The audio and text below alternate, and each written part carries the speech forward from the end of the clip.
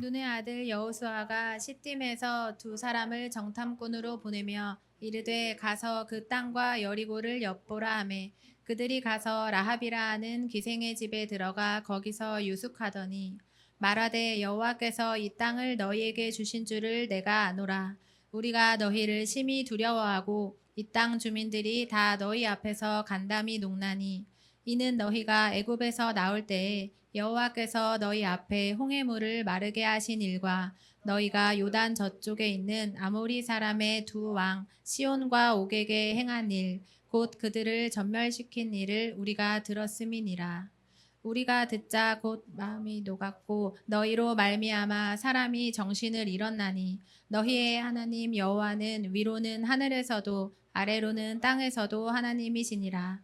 그러므로 이제 청하노니 내가 너희를 선대하였은즉 너희도 내 아버지의 집을 선대하도록 여호와로 내게 맹세하고 내게 증표를 내라. 그리고 나의 부모와 나의 남녀 형제와 그들에게 속한 모든 사람을 살려주어 우리 목숨을 죽음에서 건져내라. 아멘. 오늘 우리 여호수아서 말씀을 통해서 라합의 믿음이라는 제목으로 하나님의 말씀 함께 나누고자 합니다. 잠깐 기도하겠습니다. 하나님 감사합니다. 오늘도 주님의 말씀 앞에 우리가 서 있습니다. 하나님은 말씀이시요 육신으로 오신 예수 그리스도와 또 우리 안에서 성령님으로 말미암아 우리에게 이 말씀을 가르치시고 깨닫게 하시며 그 말씀에 순종할 수 있는 힘과 능력을 주시는 성령 하나님, 오늘 이 시간 주의 말씀을 우리가 영접하기를 원합니다. 예수 그리스도의 이름으로 기도드립니다. 아멘. 오늘 우리 말씀의 제목은 라합의 믿음이라는 제목으로 하나님의 말씀 함께 나누고자 합니다. 한번 따라하겠습니다. 라합의 믿음. 네. 우리가 오늘 우리가 읽어 나가고 있는 여호수아서 말씀에 여호수아가 여리고에 정탐꾼을 보내는 사건이 나오지요. 그리고 그곳에는 라합이라는 여인을 만나게 되어지는 이야기가 나오고 있습니다. 자, 그런데 우리가 아는 것처럼 이 라합이라는 인물은 성경에서 매우 주목하고 있습니다. 그래서 여호수아서뿐만 아니라 우리가 잘 알고 있는 히브리서의 믿음장에도 나오고 있고요. 그리고 여러분들 혹시 아십니까? 마태복음에도 나오는 아주 중요한 인물이 되었습니다. 라합은 오늘 성경에 보면 이제 기생이라는 표현이 되어 있고 또 세번역에는 조금 더 과격하게 창녀라고도 표현이 되어 있고 또 역사가 요세푸스는 그를 여관 주인이라고도 표현을 하고 있습니다. 근데 제가 볼 때는 그 세 가지를 다 하고 있었던 분이 아닌가라는 생각이 듭니다. 중요한 것은 참 이 여리고에서 하층 계급의 사람이 틀림이 없었습니다. 굉장히 어려운 삶을 살았기 때문에 그는 할 수 있었던 일들이 그러한 일들밖에 없었던 것으로 보여집니다. 많은 가족들을 또 먹여 살렸다라고 성경이 보여주고 있습니다. 그래서 나중에 보면은 구원받을 때 자기의 형제와 자매와 부모와 수많은 사람들을 아마 먹여 살리기 위해서 정말 애썼던 그런 어떤 효녀이면서 그 가족을 사랑했던 사람이 아닌가 유추할 수 있는 충분한 이유가 있습니다. 그런데 그런 그녀에게 성경은 그냥 단지 이스라엘 백성들을 보호해 주었다가 복을 받은 사람으로 끝나는 것이 아니라 구원받은 사람으로 끝나는 것이 아니라 우리가 아는 히브리서의 믿음장에 기록이 되어 있고 무엇보다 중요한 것은 라합은 다윗의 족보, 아니 예수 그리스도의 족보에 기록이 되어 있습니다. 오늘 마태복음 1장 5절 말씀을 한번 같이 읽겠습니다. 살몬은 라합에게서 보아스를 낳고 보아스는 루색에서 오벳을 낳고 오벳은 이새를 낳고. 살몬은 누구에게서요? 라합에게서라고 표현되고 있습니다. 여러분들, 우리가 룻기서에서 너무 잘 알고 있는 그 바로 보아스의 어머니가 누구라고요? 라합이었습니다. 네. 어떻게 참 비천한 여리고 출신의 그 기생이 예수님의 족보에 들어가는 이 은혜를 입었을까요? 그래서 우리는 라합의 믿음에 대해서 주목해야 합니다. 그리고 그 라합의 믿음이 또한 우리의 믿음이 될 수 있도록 함께 우리가 기도하며 간구하는 저와 여러분들 되시기를 주님의 이름으로 축복합니다. 우리가 이 라합의 믿음을 우리도 얻고 그 축복을 누리기 위해서 기억해야 될 말씀은 무엇일까요? 그것은 첫 번째로는 말씀을 영접하는 믿음이 우리에게 필요한 것입니다. 한번 따라하겠습니다. 말씀을 영접하는 믿음. 우리 옆에 분들에게 한번 선포하겠습니다. 말씀을 영접하는 믿음을 가집시다. 여호수아서 2장 1절 말씀을 우리 한번 같이 읽겠습니다. 눈의 아들 여호수아가 시딤에서 두 사람을 정탐꾼으로 보내며 이르되 가서 그 땅과 여리고를 엿보라 하매 그들이 가서 라합이라 하는 기생의 집에 들어가 거기서 유숙하더니. 여러분들 우리가 아는 것처럼 여리고를 정탐하기 위해서 두 정탐꾼이 이 성에 들어가게 되어집니다. 아마 이렇게 가리고 막 이렇게 아닌 것처럼 하고 들어갔겠죠. 그런데 왜 하필 라합이라는 그 기생의 집에 들어갔을까? 여러 찾아보면 여러 추측들이 있습니다. 거기가 여관으로서 사람들이 많은 사람들이 왔을 때에 유숙할 수 있는 곳이었기 때문에 그랬다. 여러 가지 이유들이 있는데 사실 성경은 굉장히 명확하게 한 가지를 가르쳐주고 있습니다. 그것이 히브리서 11장 31절 말씀입니다. 읽겠습니다. 믿음으로 기생 라합은 정탐꾼을 평안히 영접하였으므로 순종하지 아니한 자와 함께 멸망하지 아니하였도다. 성경은 명확하게 가르쳐주고 있어요. 믿음으로 기생 라합은 정탐꾼을 평안히 영접하였다 그랬습니다. 한번 따라합시다. 영접하였습니다. 여러분들 이 단어가 굉장히 중요한 것입니다. 다시 말하면 기생 라합은 수많은 어떤 이스라엘에 관한 소식을 이미 들어서 알고 있죠. 나중에 보면은 그렇게 표현이 되어 있잖아요. 여호수아서 2장 9절에서 11절 말씀을 한번 다시 읽겠습니다. 말하되 여호와께서 이 땅을 너희에게 주신 줄을 내가 아노라. 우리가 너희를 심히 두려워하고 이 땅 주민들이 다 너희 앞에서 간담이 녹나니 이는 너희가 애굽에서 나올 때에 여호와께서 너희 앞에서 홍해물을 마르게 하신 일과 너희가 요단 저쪽에 있는 아모리 사람의 두 왕 시온과 옥에게 행한 일 곧 그들을 전멸시킨 일을 우리가 들었음이니라. 우리가 듣자 곧 마음이 녹았고 너희로 말미암아 사람이 정신을 잃었나니 너희의 하나님 여호와는 위로는 하늘에서도 아래로는 땅에서도 하나님이시니라. 여러분들 이미 라합과 또 거기 있는 많은 사람들이 이 이스라엘에 관한 소식을 들었습니다. 알고 있었다는 거예요. 그 소식을 너무나도 잘 알고 있었고 하나님께서 애굽의 그 출애굽하신 사건과 홍해를 여신 사건과 그리고 그들이 가까이 있는 그 아모리 왕 시온과 옥의 그 왕들을 멸절한 사건에 대해서 들어서 그들은 간담이 녹았다는 것입니다. 여러분들 그리고 그녀는 중요한 것은 그래서 그 하나님, 그 이스라엘의 하나님에 대한 믿음이 생겼다는 거예요. 아, 저분이 진짜 하나님이시구나. 저분이 진짜 살아계신 하나님이구나. 그래서 그의 정말 멋있는 표현이 뭐예요? 위로는 하늘과 땅으로는 땅의 이 상천하지 옛날 표현에 보면 그 하나님, 하늘과 땅의 하나님에 대한 믿음이 그에게 있었다는 거예요. 그리고 그녀는 그들을 영접한 것입니다. 히브리서 아까 전에 읽었던 말씀을 잘 보면 히브리서 11장 30절 다시 띄워주시겠어요? 정탐꾼들을 평안히 영접하였다 그랬죠. 근데 영접의 반대말이 무엇이냐면 그 나머지 사람들은 뭐예요? 순종하지 아니한 자와 함께 멸망하지 않았다는 거예요. 다시 말하면 영접하는 사람이 있고 하나님께서 동일하게 여리고의 많은 사람들에게 하나님의 살아계심에 대해서 듣게 하셨습니다. 그런데 어떤 사람은 라합과 같은 사람은 영접하였습니다. 근데 그 반대말은 뭐냐면 순종하지 않았다, 불순종했다. 그들의 마음이 여전히 떨렸습니다. 와, 저기 진짜 살아계신 하나님인가 보다. 떨렸습니다. 두려워했습니다. 똑같은 지식이 있었지만 그들의 반응은 달랐습니다.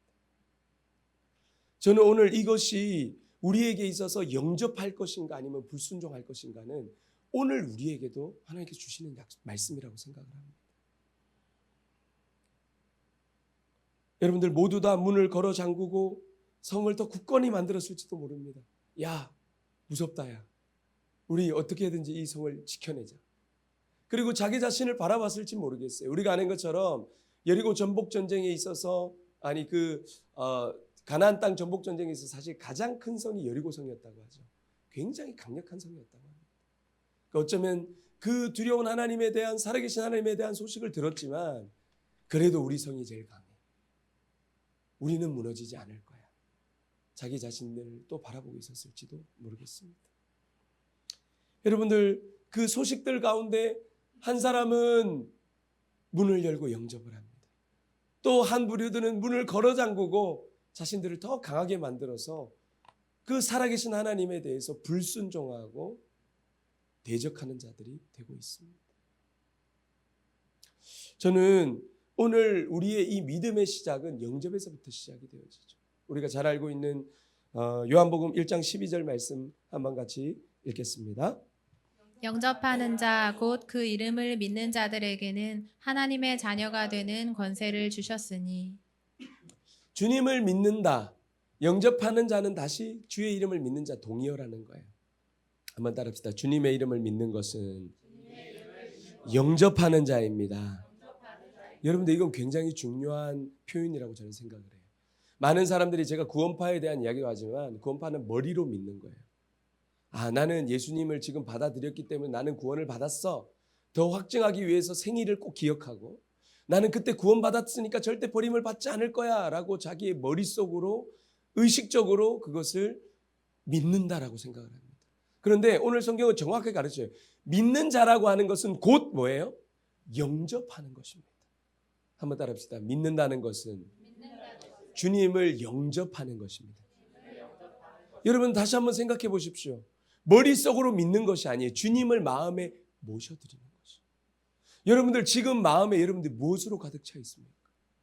여러분들이 지금 주님이 영접되어 있지 않고, 옛날에 나는 머릿속으로 예수 그리스도를 믿었다고 생각했지만 오늘 우리의 마음에 주님이 영접되어 있지 않고 그분은 멀리 떠나가 있고, 내 마음 안에 수많은 세상의 것들이, 정욕적인 것들이, 세상의 것들이 내 마음에 가득 영접되어 있다면 죄송합니다. 그것은 참으로 주님을 영접한 사람이야. 우리 이전에, 여러분들의 시대에는 잘 모르겠지만 저희 시대에는요, 사형리라는 CCC에서 나오는 그 사형리 전도지를 들고 나가서 실제로 전도를 했습니다. 그래서 그걸 순서대로 읽는 거예요. 제1원리, 2원리, 3원리, 4원리. 그래서 마지막에는 예수님을 우리 영접하는, 따라서 기도하라 그래요.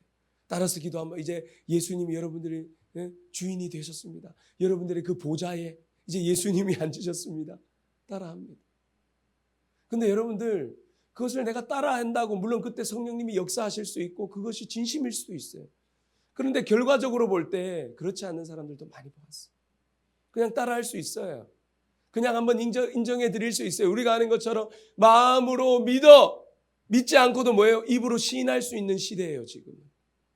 다시 말씀드립니다. 신약 성경이 쓰여진 시대는 마음으로 믿고 입으로 시인한다는 건 생명을 걸어야 되는 거예요. 예수 그리스도를 왕으로 인정한다는 것을, 예수 그리스도를 지금 로마의 황제가 그들의 왕이요, 그들의 주, 그가 신이라는 뜻이에요. 예수 그리스도를 주로 인정한다는 것은 그 생명을 걸어야 되는 것이었어요. 여러분들, 오늘 다시 한번 진지하게 우리의 마음속에 무엇이 있는지 한번 보십시오. 오늘 우리의 이 예배는 다시 한번 예수 그리스도를 여러분들의 마음에 영접하는 시간이 되기를 주님의 이름으로 축복합니다. 여러분들, 이거 정말로 우리는 날마다 우리의 마음을 돌아봐야 될 필요가 있어요. 내 마음의 주인은 누구신가? 내 마음에는 무엇으로 가득 차 있는가? 내 마음은 예수님이 영접되어 있는가? 예수님이 나의 주인이신가? 예수님이 나의 왕이신가? 오늘 다시 한번 영접하는 자, 곧 그 이름을 믿는 자. 주님을 믿는다라고 하는 것은 우리의 지적인 동의가 아니라 예수 그리스도를 오늘도 마음에 모셔드리는 자인 줄 믿습니다. 우리가 너무 잘 알고 있는 요한계시록 3장 20절 말씀도 큰 소리로 읽겠습니다. 볼지어다 내가 문 밖에 서서 두드리노니 누구든지 내 음성을 듣고 문을 열면 내가 그에게로 들어가 그와 더불어 먹고 그는 나와 더불어 먹으리라. 여러분들, 요한계시록 3장 20절 말씀이 무엇일까요? 우리는 복음을 새로 영접하는 사람들에게 이 말씀을 쓰기도 합니다. 뭐 잘못된 것은 아닙니다. 그런데 정확하게 말하면 지금 이거 누구에게 하시는 말씀이에요? 이 말씀은 라오디게아 교회에 주신 말씀이에요. 교회에 주신 말씀이라고요. 지금 우리 더 샤인처치와 같은 교회에 주신 말씀. 그러면 그들이 예수 그리스도를 지금 믿었을까요? 믿지 않았을까요? 믿었으니까 생명 걸고 신약 시대에 교회에 모인 사람들입니다. 그런데 그들에게 다시 한번 이 말씀을 가르쳐 주는 거예요. 볼지어다 내가 문 밖에서 지금도 두드리고 있다는 거예요. 지금도 교회에 소속되어 있고 나는 예수님의 이름으로 구원받았다고 머릿속으로 생각하고 있을지 모르지만 아니, 지금 너는 내가 영접되어 있지 않았어. 나는 지금도 너희 문 밖에 서서 두드리고 있어. 이 소식을 열고 문을 열면 한번 따라합시다. 주님이 문 밖에서 두드리십니다. 주님의 음성을 듣고 문을 여는 자에게, 영접하는 자에게, 할렐루야. 이것이 주님의 구원. 이것이 이제 주님과 먹고 마시는, 사실 구원이라는 여러분들 무슨 티켓팅을 하는 게 아니에요. 구원이라고 하는 것은 주님과 함께 먹고 마시는 것이에요. 우리가 세상과 더불어서 우리의 영혼이 죽어가고 우리의 영혼이 멸망의 길로 가는 길에서 이제 예수 그리스도와 함께 먹고 마실 수 있는 구원의 길로 우리를 초청해 주신 줄 믿습니다. 이것이 우리에게 주신 놀라운 축복이라는 거예요.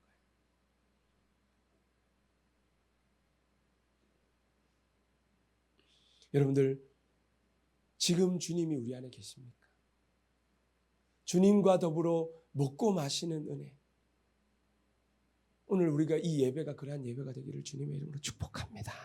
그리고 여러분들의 삶에서 그 주님을 더 가까이, 우리가 길을 걸을 때에도, 우리가 물론 말씀 묵상할 때, 그리고 우리의 삶의 자리에서도 다시 한번 우리 안에 계신 예수 그리스도, 그분을 다시 한번 우리 안에 모셔드렸다고 하지만은 우리의 구석에서 아무 일도 하실 수 없는 그러한 주님이 아니라 우리의 중심에, 우리의 마음에 주인 되셔서 왕이 되셔서 그와 더불어 먹고 그와 더불어 마시며 그와 더불어 의논하며, 그 시편의 고백과 같이 주님과 함께 의논하며 사는 것입니다. 여러분들, 그런 은혜가 우리의 삶에 다시 한번 오늘 이 시간에 회복되어질 수 있게 되기를 주님의 이름으로 축복합니다. 여러분들, 주님이 우리 안에 오신다라고 하는 것은 오늘 우리가 기도하면서도 선포하였지만 하나님의 나라가 임하는 것이에요. 한번 따라합시다. 하나님의 나라는 여기 있다 저기 있다 말하는 것이 아니라 바로 우리 안에 계십니다. 우리 안에 어떤 일이 일어날 때요? 주님의 통치가 일어날 때, 주님이 영접하셔서 주님이 우리를 다스리시고 주님의 의로움과 주님의 기쁨과 주님의 평강이 함께하는 것이 주님의 나라가 임한 것입니다. 할렐루야. 한번 따라합시다. 주님의 나라는 주님의 의로움과 주님의 기쁨과 주님의 평강이 다스리는 나라입니다. 오늘 여러분들의 마음에 주님의 나라가 임할지어다. 그게 아멘. 그렇지 않다라면 오늘도 주님이 문을 두드리고 계시다는 거예요. 우리의 마음에 여러분들 잃어버렸어요. 의로움을 잃어버렸습니까? 평강을 잃어버렸습니까? 기쁨을 잃어버렸습니까? 오늘 주님께서 문을 두드리고 계십니다. 그 주님께 두 팔 벌리고 나가서 주님, 우리를 구원해 주십시오. 주님 환영합니다. 초청합니다. 영접합니다. 그래서 다시 한번 그 믿음으로 주님을 영접하는 자, 아니 그 말씀을 오늘 영접하는 자에게 하나님의 의와 기쁨과 평강의 나라가 임하게 될 줄 믿습니다. 여러분들, 여호수아 시대에는 주님의 사자를, 실제 그 사람을 영접했지요. 예수님 시대에는 실제로 예수 그리스도를 모셔드렸지요. 근데 지금은 우리 안에서 보이지 않지만 성령님을 모셔드리는 것인데, 그것은 매우 구체적으로 말씀을 모셔드리는 행위예요. 성령님도 여러분들이 어떤 에너지와 능력이 아니에요. 그분은 우리의 스승이시고 그분 지금 살아서 우리에게 말씀하시는 분이세요. 아멘이십니까? 여러분들이 성령님의 음성을 듣기 위해서는 그냥 가만히 있는다고 들리는 것이 아니라 말씀을 읽을 때 들려지기 시작합니다.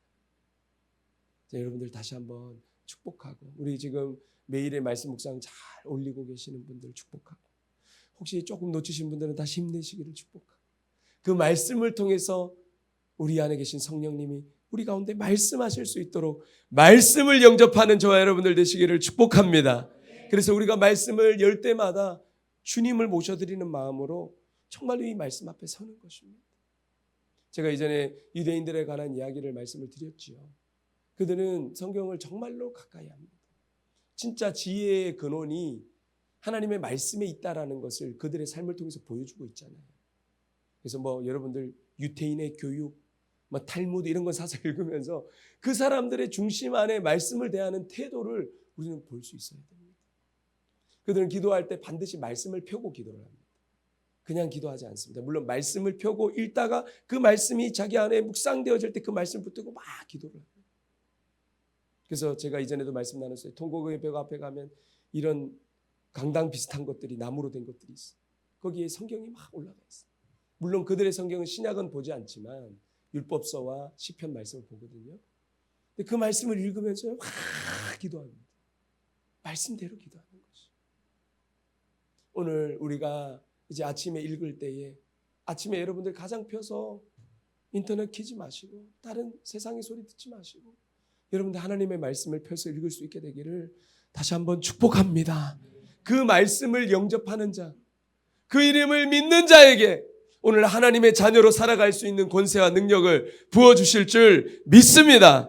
오늘 말씀을 영접하는 자, 그것이 라합의 믿음이에요. 오늘 말씀을 날마다 영접하며 말씀으로 살아가는, 말씀을 주신 믿음으로 살아가는 저 여러분들 되시기를 예수 그리스도의 이름으로 축복합니다.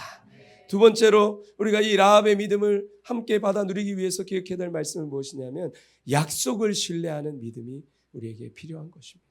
한번 따라하겠습니다. 약속을 신뢰하는 믿음. 옆에 분들에게 약속을 신뢰하는 믿음을 받읍시다. 시작. 아멘. 여호수아서 2장 12절에서 제가 읽은 12, 13절, 17, 18절 같이 읽겠습니다. 그러므로 이제 청하노니 내가 너희를 선대하였은즉 너희도 내 아버지의 집을 선대하도록 여호와로 내게 맹세하고 내게 증표를 내라. 그리고 나의 부모와 나의 남녀 형제와 그들에게 속한 모든 사람을 살려주어 우리 목숨을 죽음에서 건져내라. 그 사람들이 그에게 이르되 내가 우리에게 서약하게 한 이 맹세에 대하여 우리가 허물이 없게 하리니 우리가 이 땅에 들어올 때에 우리를 달아내린 창문에 이 붉은 줄을 매고 내 부모와 형제와 내 아버지의 가족을 다 내 집에 모으라. 라합의 믿음은 그들을 영접하고 선대한 것으로 끝난 것이 믿음의 끝이 아니었습니다. 그는 이제 실제적으로 그 믿음의 그 약속의 성취가 되기 위해서 그 약속을 끝까지 붙들었던 그 믿음이 필요한 것입니다. 여러분들 이것은 굉장히 우리에게 중요한 믿음의 원리를 가르쳐줘요. 우리는 예수 그리스도를 영접함으로 믿음이 시작되었어요. 할렐루야. 그러나 그 믿음의 끝이 있다는 거예요. 우리가 믿음으로 구원을 받았습니다. 그것도 틀린 말은 아니에요. 그런데 정확하게 말하면 구원이 시작된 것이에요. 구원의 완성까지 우리는 그 여정이 필요한 거예요. 라합이 그들을 영접함으로 말미암아 구원이 시작이 되었습니다.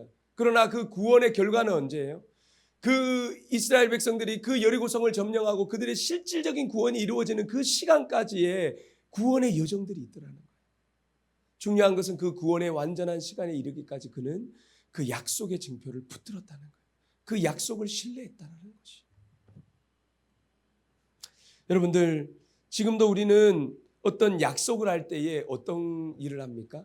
계약서 같은 걸 쓰죠. 계약서는 왜 씁니까? 그건 법적 효력이 있어요. 법적으로 보호를 받는단 말이에요. 내가 그냥 너 믿지?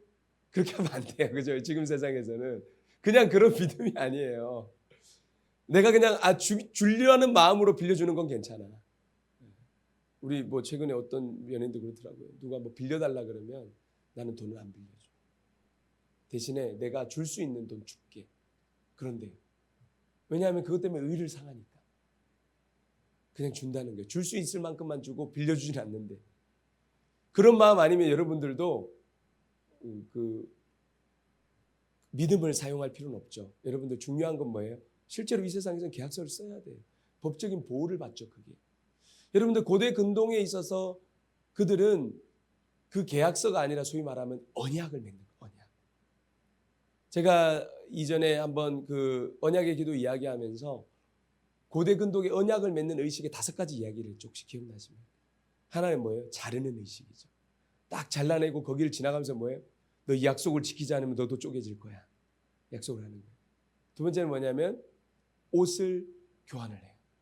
권위를 교환한다는 뜻이에요. 엘리야가 엘리사에게 옷을 주듯이 겉옷을 교환하면서. 그 다음에 또 하나는 무기를 교환하기도 해요.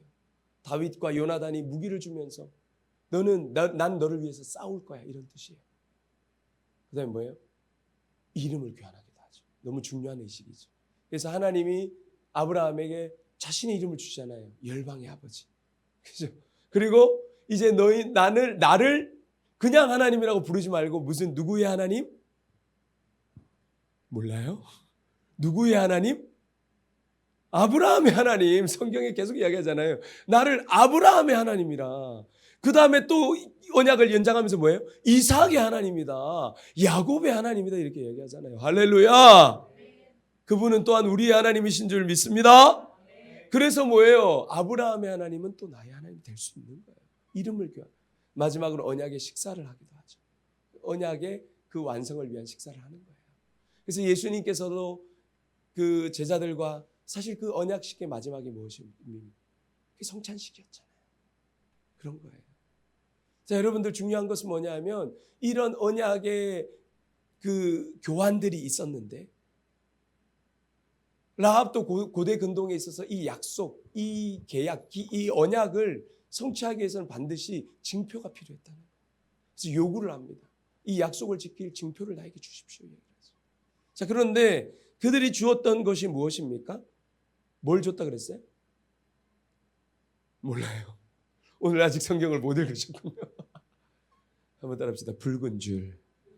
붉은 줄을 줘요. 붉은 줄. 자, 그런데 여러분들 이 붉은 줄에 대해서 우리는 사실 굉장히 깊이 생각할 필요가 있어요. 아, 그냥 뭐 이렇게 찾다가 뭐 주지 막 찾다가 뭐 붉은 줄이 있네 이러고 준 게 아니에요. 사실은 이 붉은 줄은 굉장히 중요한 의미를 가지고 있습니다. 흔한 것이 아니었어요. 굉장히 중요한 의미를 가지고 있어요. 여러분들 이 붉은 줄 원어를 찾아보면은요 40회가 나오는데 그 중에 대부분 어디 나오냐면 출애굽기 이런 데, 레위기 이런 데서 나와요. 한번 읽어보겠습니다. 출애굽기 26장 1절입니다. 너는 성막을 만들되 가늘게 꼰 배실과 청색, 자색, 홍색 실로 그룹을 정교하게 수놓은 10폭의 휘장을 만들지니. 네, 여기는 홍색실이라고 표현되는데 정확히 같은 단어입니다. 붉은 줄, 홍색실 같은 단어입니다. 어디에 쓰였냐면 성막 만들 때 쓰였던 줄입니다. 우리가 아는 것처럼 성경에는 예를 들면 뭐 흰 옷을 입은 자들이 왔다 이런 얘기를 할 때 역사적으로 보면 그것이 그 흰 옷을 시편이나 이렇게 시가서에서 표현하는 건 뭐냐면 그거는 깨끗한 옷이에요. 우리의 정결함을 이야기를 해요. 그런데 역사서에서 예를 들면 이스라엘 백성들이 무슨 흰 옷을 입었다 이야기는 뭐냐면 실제로 그들은 염색 기술이 발전하지 못해서 주로 그냥 우중충하거나 흰색 옷을 입었어요. 이해가 되시죠? 그러면 이 홍색 줄은요 만들기 굉장히 어려운 것이었어요. 염색을 해야 되고 그것을 만들어내기가 굉장히 어려운 것입니다. 그런데 이것을 어디에 사용했냐면 성막에 사용을 했습니다. 또 하나 보도록 하겠습니다. 이것이 성막에만 사용된 것이 아니라 또 청색, 자색 여러 색깔 중에 하나가 아니라 구체적으로 이 홍색 실만 사용했던 또 일들이 계속 나옵니다. 레위기서 14장 52절 말씀입니다. 읽겠습니다. 그는 새의 피와 흐르는 물과 살아있는 새와 백향목과 우슬초와 홍색 실로 집을 정결하게 하고. 정결례를 할 때는 성막을 만들 때는 청색, 자색, 홍색 실을 같이 사용을 했는데 정결 예식할 때 우리가 회개하고 우리의 마음을 새롭게 하고 하나님 앞에 회개하는 어떤 의식들 몸을 새롭게 하고 마음을 새롭게 할 때 그 정결 의식을 할 때는 반드시 홍색 실만을 사용했어요. 그런데 왜 하필 붉은색 실을 사용했을까요? 우리 너무 잘 알고 있잖아요.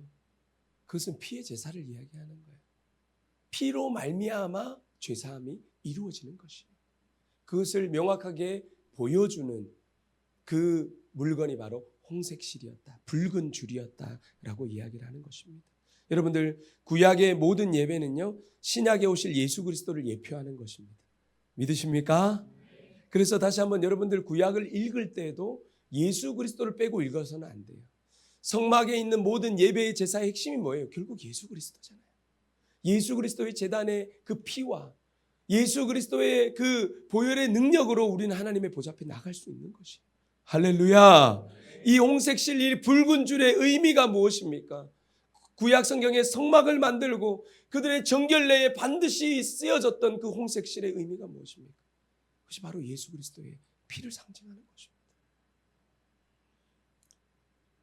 그래서 여러분들 그 언약의 징표를 요구했던 라합에게 주었던 것은, 그 정탐꾼은 누구였을까요? 두 명 중에 한 명이 바로 살몬이었어요. 살몬. 생각자들이 그렇게 생각합니다. 이것을 주면서 눈이 맞았는지 잘 모르겠지만 어쨌든 이걸 주면서 음악이 쫙 흐르면서 꼭 돌아올 거야 뭐 이러면서 줬는지 모르겠어. 어쨌든 붉은색 줄, 그 무엇이냐면 자신들이 아마 이 정탐꾼들도 그 정말 위험한 그 특수부대처럼 먼저 가서 정탐을 해야 되는 사건이었잖아요. 아마 그 몸에 그 성막에 쓰였던, 정결례에 쓰였던 너무너무 중요한 그 붉은 줄을 그는 가지고 왔던 것 같아요. 신약으로 말하면 뭐예요?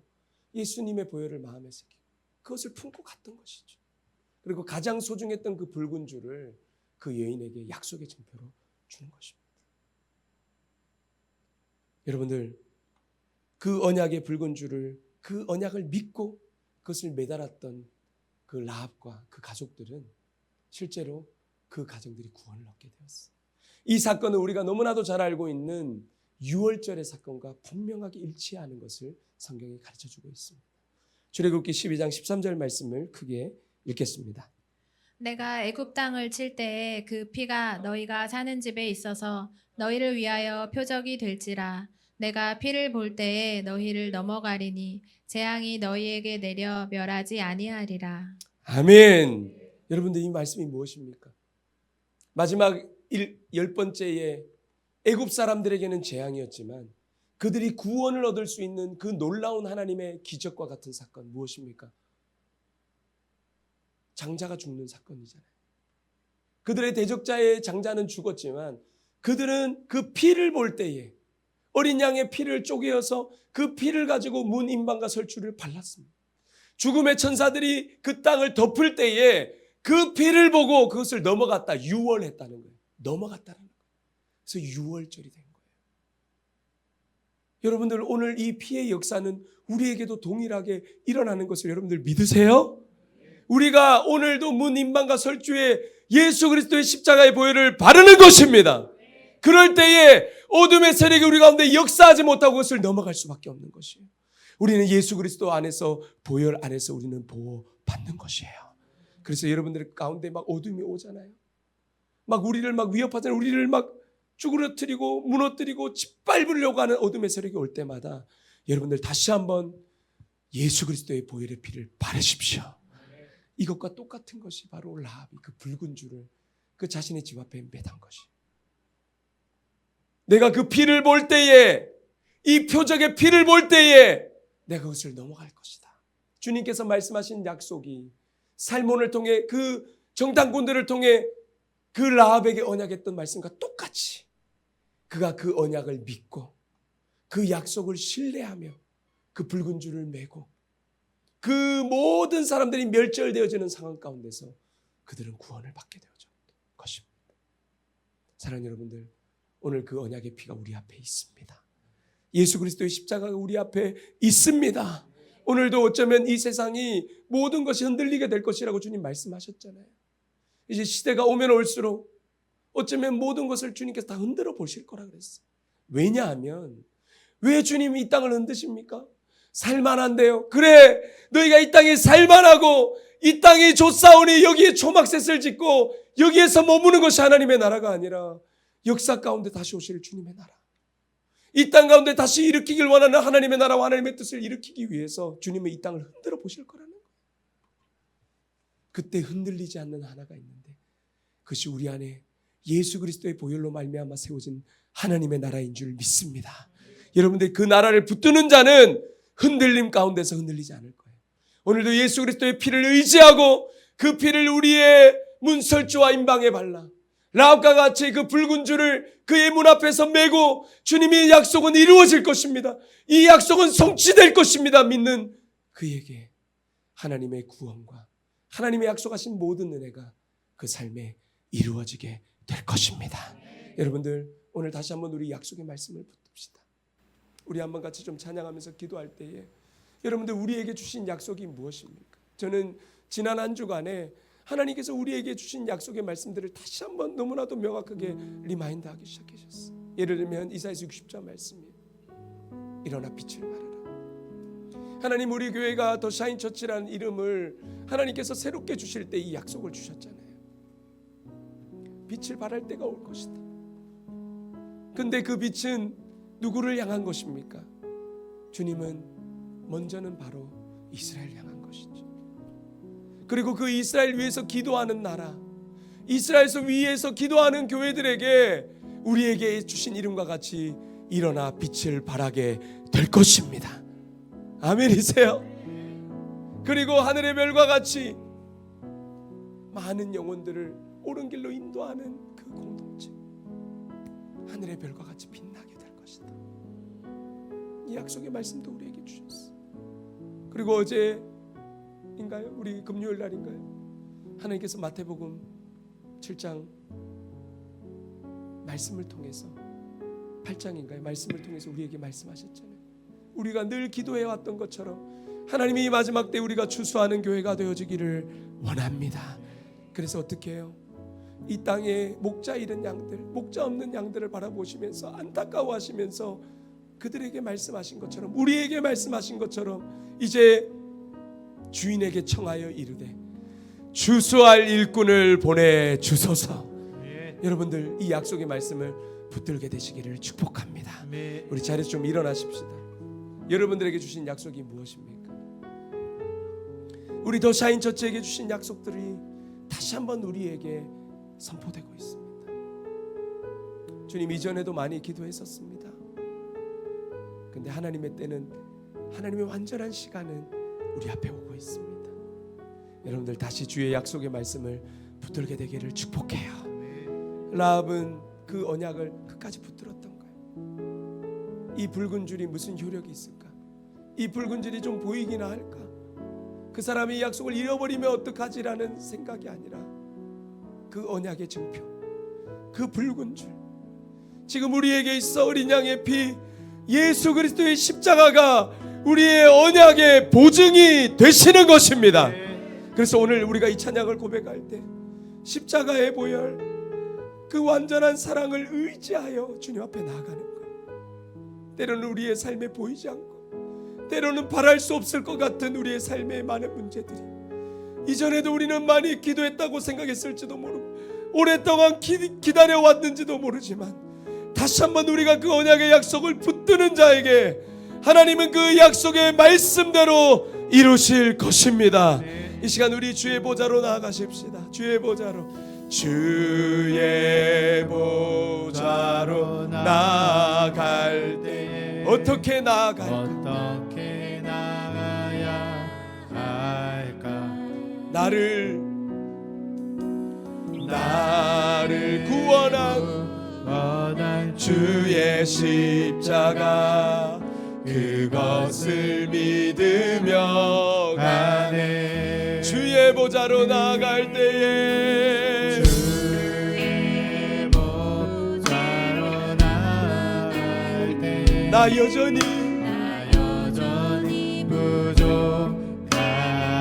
오늘도 우리를 품으신 주님의 그 사랑, 나를 부르신 주의 그 사랑, 그것을 믿으며 가네. 오늘 예수님의 십자가의 보혈로 없는 내 힘이 우리의 자격이 아니에요.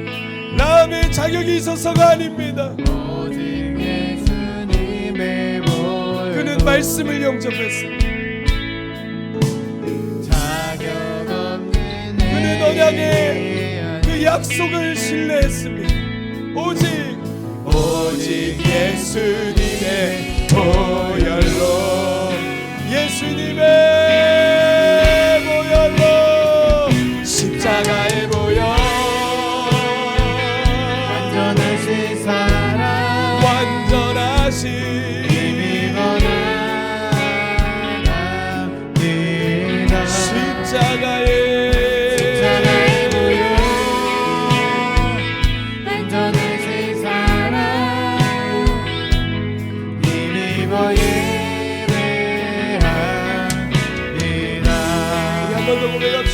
주의 보좌로.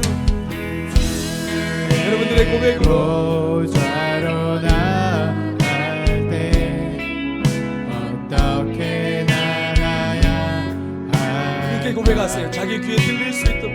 이것이 우리의 고백이며 이것이 우리의 노래이며 이것이 우리의 기도가 될 수 있도록 선포하십시오. 그것을 믿으며 나는 주의 보좌로 주의 보좌로 나갈 주님께 나아갑시다. 나 여전히 부족 우리는 여전히 부족하지만 우리를 품으신 나의 품으신 주의 주님의 그 사랑 오늘 우리의 언약에 보증이 되신 십자가를 붙듭니다. 자격 없는 내 일이 아닌 가장 자격 없는 자 기생감을 오직 예수님의 보혈 주님께서 은혜를 베푸셨어요. 예수님의 족보에 오게 하셨어요. 우리의 자격이 아닙니다. 오직 예수님의 보혈로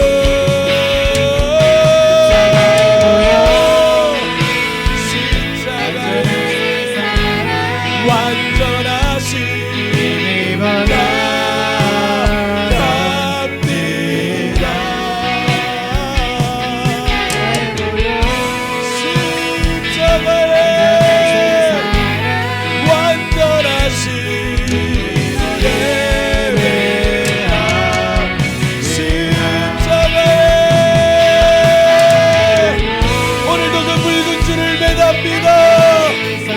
언약의 징표를 붙듭니다.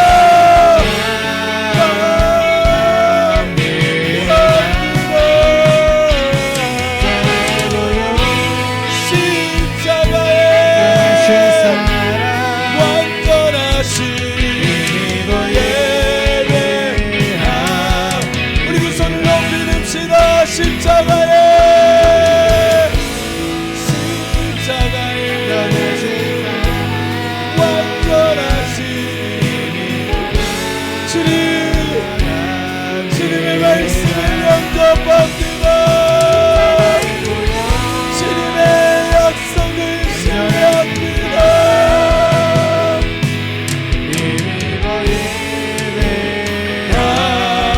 예배합니다.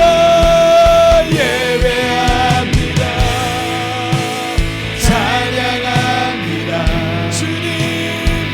주님만 날 다스리 주님이 우리를 다스리십니다. 주님의 나라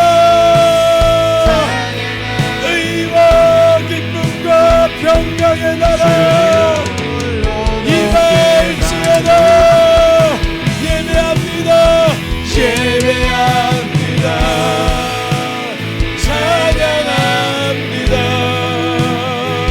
주님만 날 다스리 주님의 나라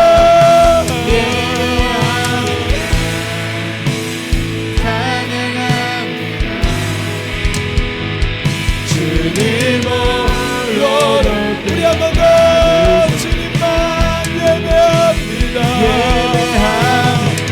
영접하는 자 곧 그 이름을 믿는 자들에게는 하나님의 자녀가 되는 권세를 주셨으니 주님의 말씀을 영접합니다. 주님이 우리의 왕이십니다. 주님으로 높임바 주님으로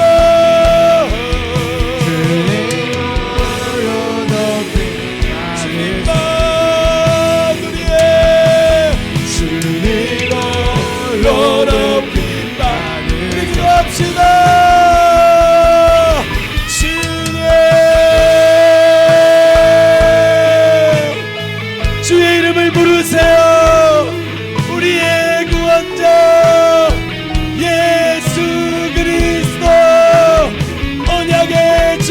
받으신 예수 그리스도의 십자가를 붙듭니다.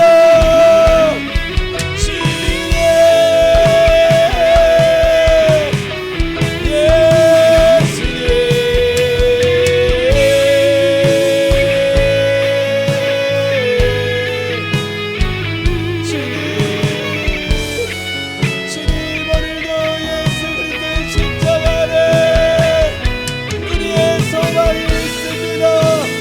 주의 말씀을 영접하는 주 예수 그리스도를 그를 영접하는 자에게 주님의 자녀의 권세, 오늘도 그 십자가의 보혈을 의지하는 자마다, 그 붉은 줄을 메어가는 자마다 모든 죽음과 어둠의 권세가 넘어가고 주님의 구원의 역사가 오늘 우리에게 이루어지다.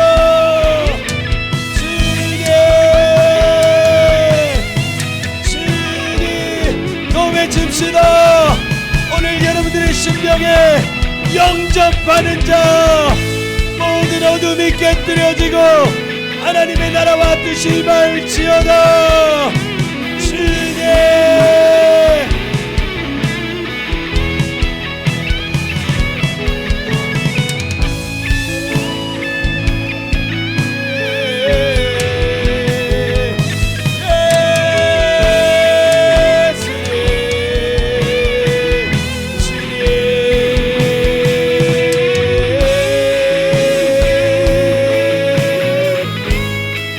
주님 오늘 영접하는 자, 주님 모셔드립니다.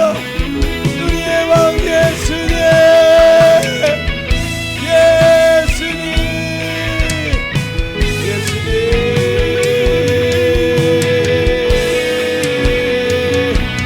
우리 한 번 더 외칩시다. 예배합니다. 찬양합니다. 주님이 우리의 왕이십니다. 날라 주님의 의와 기쁨과 평강의 나라 임할지어다. 예배합니다. 찬양합니다. 우리 두 손을 높이봅시다. 주님만 예배합니다. 주님의 나라와 주님의 뜻이 날 다스리소. 아멘.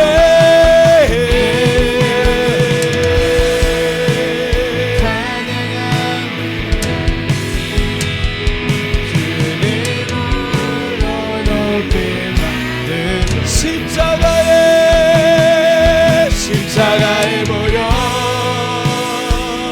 완전하신 사랑. 여러분들 나오세요. 주의 보혈을 덮으십시오.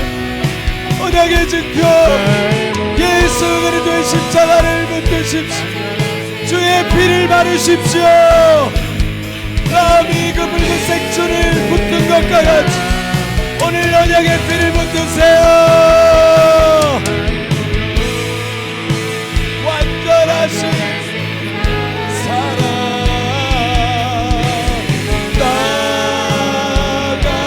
나갑니다.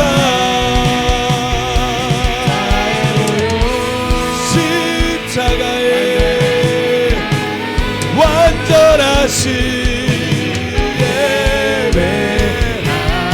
우리 두 손을 높이 들고 마지막으로 십자가의 보혈 고백하세요. 완전하신 사랑 힘입어 나. 우리는 날마다 그 보혈의 피를 뿌리고 바르고 덮으십시오. 십자가의 완전하신 사랑 힘입어 예배합니다.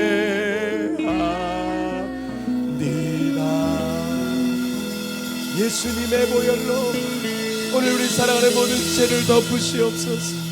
할렐루야. 하나님, 이 시간에 예수 그리스도의 보혈을 다시 한번 우리의 심령과 우리의 모든 영에 뿌리고 덮고 바릅니다. 주의 보혈로 우리를 덮어 주시옵소서. 하나님의 은혜 보좌 앞에 우리가 결코 우리가 자격이 있어서가 아니라, 우리가 자격이 있어서 구원받은 것이 아니라, 자격이 있어서 오늘 예배할 수 있는 것이 아니라, 십자가의 보혈, 그 완전하신 사랑을 의지하여 주님 앞에 나아갈 수 있음을 다시 한번 선포합니다. 하나님, 라합이 자격이 있어서 구원받은 자가 아닙니다. 그 여리고성의 어떤 사람보다 비천한 위치에 있었고 비천한 모습이었지만, 하나님, 그가 상처나지 하나님, 그 하나님을 믿음으로 받아들였기에 그들은 그 정탐꾼들을 영접하였고, 그 말씀을 영접하였을 뿐만 아니라 그 언약의 징표를 끝까지 붙들었던 그 믿음을 주님께서는 사용하시고, 그를 다윗의 계보에, 아니 예수님의 족보에 넣으시고 그를 믿음의 사람이라 칭하셨습니다. 오늘 우리가 그 라합의 믿음을 받기 원합니다. 우리가 날마다 예수 그리스도를 믿음으로 영접하기를 원합니다.